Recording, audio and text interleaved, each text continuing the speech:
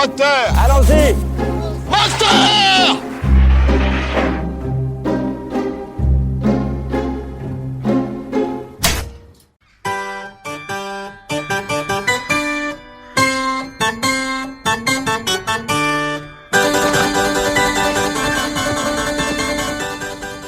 Voilà, alors évidemment, cette musique ne vous dit rien. Oui, mais comme je vous ai prévenu, si vous avez écouté l'émission du lundi, eh bien, je parle d'un film de Luciane Patillet, Un été inoubliable. Alors pourquoi j'ai envie de vous parler de ce film ? D'abord parce que le fait de parler de Christine Scott Thomas pendant toute la semaine m'a donné envie de revoir Un été inoubliable, parce que pour moi c'était véritablement un film inoubliable, et j'ai eu la chance, puisque maintenant il est décédé, de rencontrer Luciane, il est mort en 2018 je crois, de rencontrer Luciane Patillet, qui était pas un type très facile, mais on peut le comprendre aussi parce que c'est quand même quelqu'un qui a dû beaucoup déménager parce qu'il était toujours interdit dans son pays, ce qui est un peu compliqué parce qu'il ne plaisait pas à Ceausescu, il ne plaisait pas ni aux uns ni aux autres. Il disait d'ailleurs lui-même, j'avais 35 ans quand j'ai été interdit par la Roumanie communiste. Et ça a duré 17 ans. Et donc il a passé sa vie à slalomer entre censure et interdiction de toutes sortes. C'est ce qu'il aimait dire, enfin ce qu'il aimait, je sais pas s'il aimait le dire, mais enfin en tout cas c'est ce qu'il disait, ce qui était véritablement vrai. Alors quand il est venu en France, il a monté en revanche des pièces de théâtre, et là il était aussi metteur en scène de théâtre. Moi vous le savez, j'aime beaucoup les réalisateurs. Je trouve que c'est un petit plus quand ils mettent en scène au théâtre et au cinéma. C'est pas tout à fait le même travail, mais je trouve que ça, le fait de savoir mettre en scène véritablement sur une scène des comédiens, les faire se déplacer, ça aide beaucoup dans la réalisation cinématographique. Et donc il a monté du Tchekhov, du Ionesco, du Gorky, du Ibsen, du Pirandello, du Strindberg, enfin voilà. Il s'est fait connaître surtout avec Le Chêne. C'était un film qui a été tourné en 92, voilà. Mais pour ma part, c'est Un été inoubliable que j'ai vraiment beaucoup aimé c'est un film de 1994. En gros, la construction est intéressante parce que Un été inoubliable, c'est un été inoubliable pour un jeune garçon qui raconte cet été en voix off, et il fait le portrait de sa mère. Il explique qu'elle embellissait tout, une nature mozartienne, et qui évidemment est jouée par Christine Scott Thomas. Donc c'est un film qui a consacré d'ailleurs Christine Scott Thomas, magnifique, parce qu'elle est à la fois légère et profonde. Elle est l'incarnation d'un monde d'hier, un monde un peu à la Stefan Zweig. Elle est aristocrate, issue d'une famille hongroise, et Patillet a voulu faire un film militant sur le désordre du monde. C'est pour ça que je pense que quand je relisais mes notes, je me suis dit, mais c'est un film qui est toujours d'actualité, il faudrait le revoir. Parce que justement, il parlait du désordre du monde, cet ordre illusoire et l'épuration ethnique qui est souvent signe d'incompétence. Patillet, dans un interview, se souvient de son enfance à Bucarest. Et il dit que c'était une mosaïque ethnique et tout le monde vivait dans un vide paradisiaque. Je trouve que la formule est intéressante parce que, oui, c'est-à-dire personne se revendique de quoi que ce soit. Et d'ailleurs, lui-même parlait une langue, un mélange de langues, il explique un charabia espéranto. Et c'est vrai que dans le film L'été inoubliable, on voit des gens qui se rencontrent, et certains parlent en français, d'autres en anglais. Voilà, c'est vrai qu'effectivement, il y a toutes sortes de langues. Ça veut dire qu'on trimballe quand même sa langue, si je puis dire, même dans les pays que l'on traverse. Donc, ce que fait Patillet, c'est un regard critique qu'il va porter sur son peuple et sur lui-même. Au risque de se faire des ennemis, mais ça, comme il a l'habitude, ça ne le dérange plus. Il ajoute que, par rapport à ce film, L'été inoubliable, c'est vraisemblablement l'acte artistique le plus courageux. Et je voudrais aussi souligner une chose, c'est que ce film a été produit par Marin Karmitz. Tout le monde connaît Karmitz, quand même. Si vous connaissez le cinéma, tout le monde connaît ce producteur Karmitz. Il était roumain. Voilà, peut-être que dans ce film, comme toujours, quand on veut démontrer avec force quelque chose qui vous touche, on a tendance à en rajouter. On en rajoute 3 couches. Mais je crois qu'il faut considérer ce film comme une fable. C'est peut-être ce too much, c'est peut-être quelquefois la faille de ce film. Mais ça manque peut-être parfois de nuances, notamment chez les personnages annexes. Vous avez notamment des putes, Vous avez des militaires, des paysans bulgares, c'est fait un peu à la hache, voilà. Mais les uns sont provocateurs, vulgaires, les autres sont abrutis ou peureux. Bon, on peut le reprocher, mais en même temps, ce qu'il a voulu dire, et je crois que c'est ça qui compte, et je pense qu'aujourd'hui, il faut peut-être marteler les choses pour qu'elles soient entendues, comprises, c'est encore autre chose. Deux mondes s'affrontent, celui des civilisés et des barbares. Oui, il faut oser le dire.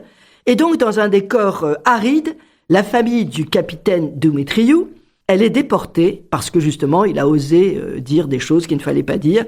Un petit peu le double de Lucian Pattier, on va dire. Et donc, il est déporté au bord du Danube, sur une frontière extrêmement dangereuse.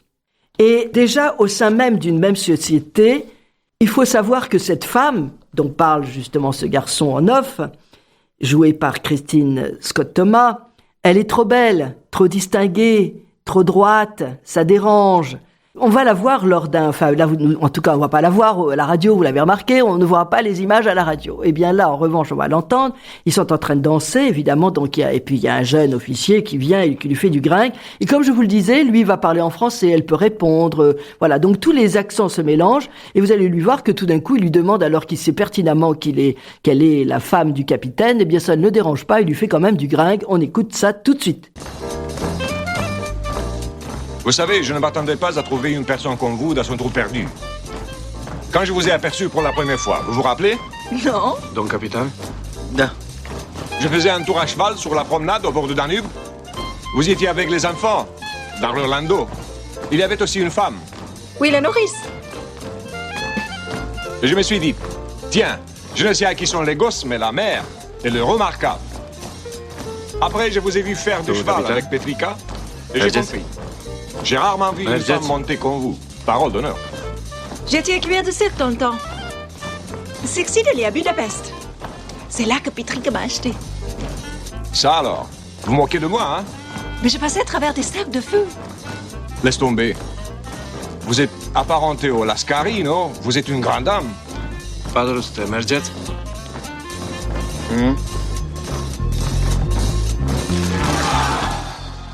Voilà, alors évidemment, elle ment aussi. Enfin bon, je parle pas des voix qui sont doublées, etc. Je pense que là, quand même, il me semble que la voix française, je crois reconnaître celle de Christine Scott Thomas. Sinon, évidemment, il faut reconnaître que le doublage...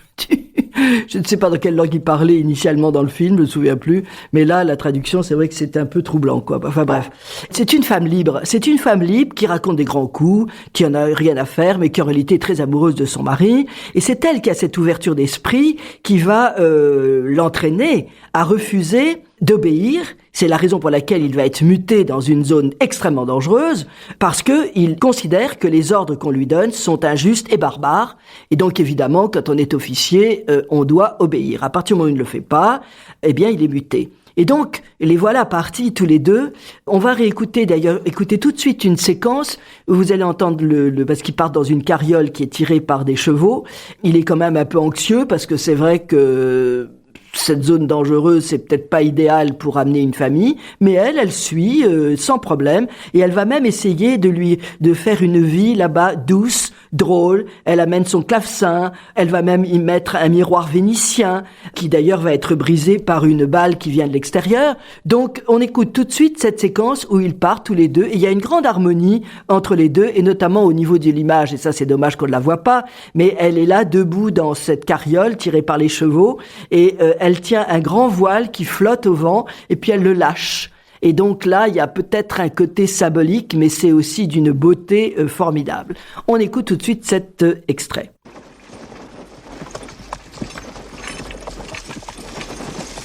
Ai câștigat sau ai pierdut? Câștigat.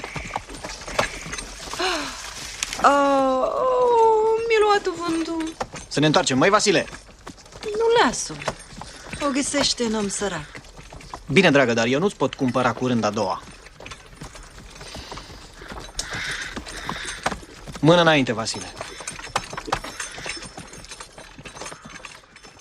Alors voilà, évidemment, vous l'avez entendu, quand elle dit ça, c'est que c'est son voile qu'elle tenait comme ça debout, qui s'envole. Si vous entendez, c'est tout à fait charmant, c'est une très très belle séquence.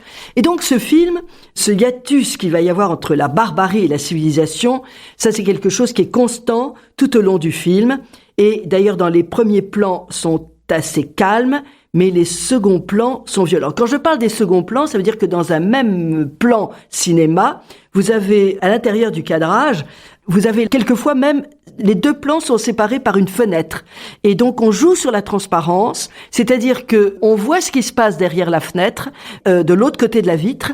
Et c'est là qu'on s'aperçoit que peut-être si en in, c'est le in et le off. Dans le in, c'est assez calme, doux, velouté, etc., etc. Mais à l'extérieur, c'est beaucoup plus violent. Et en revanche, à la fin, il y aura des plans larges qui seront privilégiés et jusqu'à des plans en plongée, ce que Hitchcock appelait les points de vue de Dieu, comme vous le savez. L'environnement, quand ils arrivent dans cet endroit un peu sauvage, il y a des femmes en noir sur la colline. C'est filmé, elles sont un peu comme des rapaces ou des personnages issus de tragédies grecques qui descendent et qui vont vouloir lyncher Marie-Thérèse, qui, elle, la plupart du temps, est habillée en blanc. Je parle de Marie-Thérèse, c'est évidemment Christine Scott Thomas. Et ce drame va avoir lieu, en plus, dans un enclos, un parc à moutons. Ne serait-ce que les décors, vous voyez qu'il y a une espèce d'osmose comme ça, entre ce qui est dit et ce qui est montré, évidemment. Et donc, pendant ce temps où ces femmes essaient de dilapider Marie-Thérèse, on entend au niveau du son un glas qui sonne. C'est la mort d'une civilisation qui n'aura pas réussi à gagner, à être écoutée, à être comprise. C'est le monde civilisé qui est condamné. C'est pour ça que quand je vous dis que c'est quand même une réflexion qu'on peut avoir, parce que c'est un film dans ce sens qui est universel. Au fond, Marie-Thérèse, le personnage principal, elle n'aura pas réussi grand-chose, si ce n'est d'avoir donné de la vie et de l'amour autour d'elle, mais notamment, elle, quand il y a des ouvriers qui viennent planter des salades, elle vient avec eux, elle leur explique comment on peut faire pour que cette nature sèche et austère devienne beaucoup plus apte pour faire pousser des salades. Mais, malgré tout ce petit bonheur qu'elle leur a donné, au fond, la fin du film, elle finit un peu comme quand au début nous avons vu des gens qui dansaient, qui se disaient soi-disant élégants, et puis il y avait à côté de ça des prostituées. Elle termine quand même bafouée, battue. Et puis je voudrais revenir sur cette balle qui a traversé le miroir, dont je vous ai parlé, qui vient flinguer le miroir vénitien. Ça, c'est très intéressant d'un point de vue cinématographique, parce que cette balle va s'encastrer dans le mur comme un œil. Mais un œil dont on enlèverait la pupille. C'est-à-dire, c'est une balle qui va laisser un trou en rendant aveugle.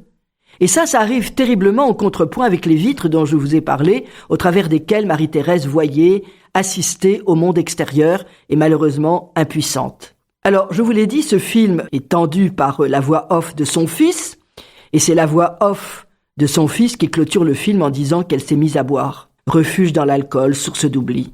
De lui-même, d'ailleurs, il avoue qu'il a oublié même ce qu'il a vécu, ce jardinier notamment bulgare, qui arrosait des salades, et qui avait peur de mourir, et qui a été fusillé, pour rien, par vengeance. Donc, cet été inoubliable n'a été que la démonstration d'un désordre. Et ça, c'est intéressant parce que, je vous le disais en préambule, film qui a été produit par Karmitz, donc roumain, il a présenté ce film au Festival de Cannes. C'est pour ça qu'on n'est pas loin de Cannes. Et seulement c'était la même année que Rouge, de Kieślowski, vous savez, avec Trintignant, ou Au travers des oliviers, de Kiarostami. Eh bien, voyez, là aussi, Dieu sait s'il y avait quand même de très beaux films, incontestablement. C'est Pulp Fiction qui a obtenu la Palme d'Or. Karmitz était un peu trouvé que ce qui avait gagné, c'était un cinéma barbare. Ça marquait un peu la défaite du cinéma humaniste.